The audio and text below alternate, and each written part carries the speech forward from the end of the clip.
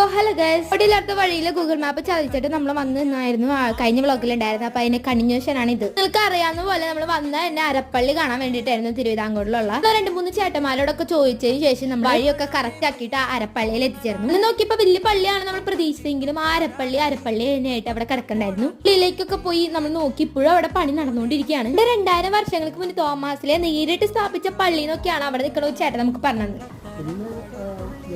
ഹിന്ദുക്കള് കൈക്കലാക്കാൻ ശ്രമിച്ചിരുന്നെങ്കിലും തോമാസിലെ ഒരു കുരിശ് കുത്തിച്ച് കുരിശൊക്കെ കാണിച്ചു പ്രശ്നങ്ങളൊക്കെ സോൾവ് ചെയ്തു. പിന്നെ നമ്മൾ അവിടെ 2000 വർഷങ്ങൾക്ക് മുന്നുള്ള ഒരു വെള്ളമൊക്കെ അവിടെ നമ്മൾ കുറച്ച് ചുറ്റി സഞ്ചരിച്ചതിന് ശേഷം അവിടെ അടുത്ത് സെറ്റപ്പ് ഉണ്ട്. പള്ളിയല്ല, പക്ഷെ അവിടെ കുർബാനൊക്കെ കൂടാൻ വേണ്ടിട്ട് അപ്പൊ നമ്മൾ അവിടെ കയറിയൊക്കെ പ്രാർത്ഥിച്ച് തിരിശേഷം ഒക്കെ നമ്മൾ വണങ്ങി നമ്മൾ കാറെടുത്ത് അവിടെ നിന്ന് പോയി.